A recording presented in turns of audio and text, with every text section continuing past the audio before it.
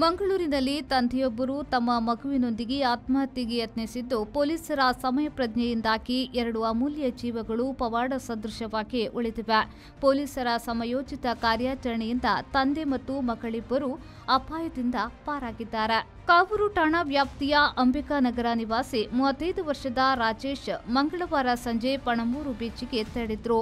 ಸಮುದ್ರ ತೀರದಲ್ಲಿ ಮಗುವಿನೊಂದಿಗೆ ನಾವಿಬ್ಬರು ಸಾಯೋಣ ಎಂದು ಹೇಳುತ್ತಾ ವಿಡಿಯೋವೊಂದನ್ನು ಚಿತ್ರೀಕರಿಸಿದ್ರು. ಈ ವಿಡಿಯೋ ಪಣಂಬೂರು ಪೊಲೀಸರ ಗಮನಕ್ಕೆ ಬಂದ ತಕ್ಷಣ ಅವರು ಬೀಚ್ನಾದ್ಯಂತ ತಂದೆ ಮತ್ತು ಮಗಳಿಗಾಗಿ ತೀವ್ರ ಶೋಧವನ್ನ ನಡೆಸಿದ್ರು.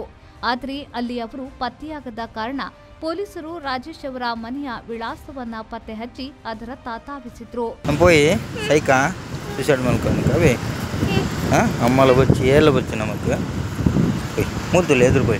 నీరుకు పోయి చెప్పలే చెప్పుకు బల్లి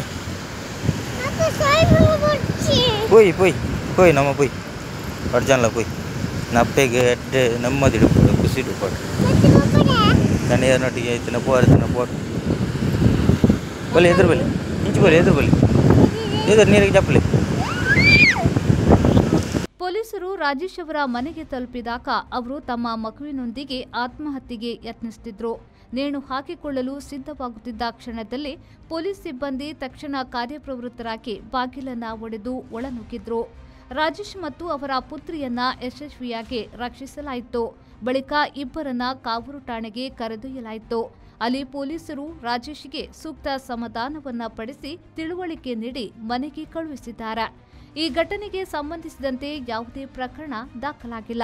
ನಾಗೇಶ್ ಕಾವೂರು, ವಿ4 ನ್ಯೂಸ್, ಮಂಗಳೂರು.